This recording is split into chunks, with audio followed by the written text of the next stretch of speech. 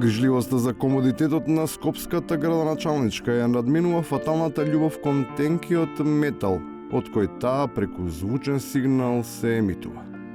Новата театрална сеанса во продукција на градскиот спикер стартуваше со квалификативно определување на местоположбата на која решила да седи партиската казненичка. Ево овој микрофон ви е на располагање, имате фотелја која што е многу поудобна од онаја на која што седите во магарешките клупи назад.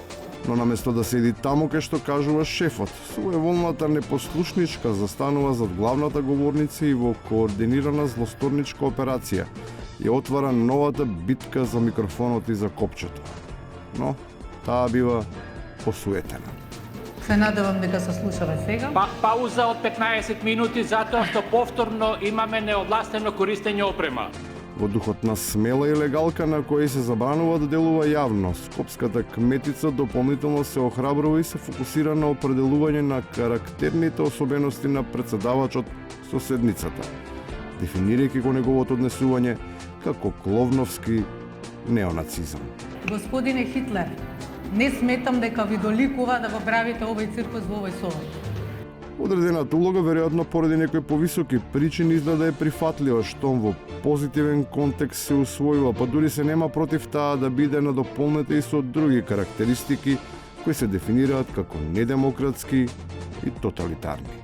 Консултаров да погреши прашања. И согласно закон имаме право да избереме на кој начин ќе се изјасниме. Не, јас тука. Вие сте тука деспоти, тирани, ни ништо повеќе. Во ред Хитлер сум, така, друго имате нешто?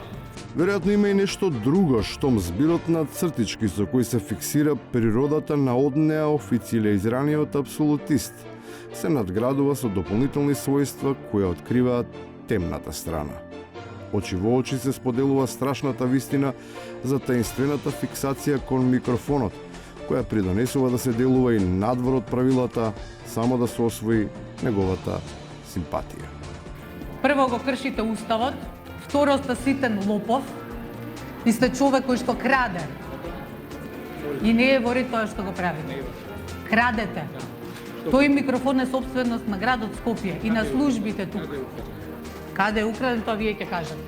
И на крајот, во очекување градоначалничката уште еднаш да се опомене дека користи странски и непознати зборови, како што е ситен лопов. Таа на заменување предвидува блиско финале за една служба. Немате грам интегритет. Жално е што си ја завршите кариерата како деспот. Не е жално што Славевски својата кариера решил да ја заврши како што сака. Ниту тоа што Арсовска досна сватила со кого си има работа. Важно е деновиве да си скопјанец.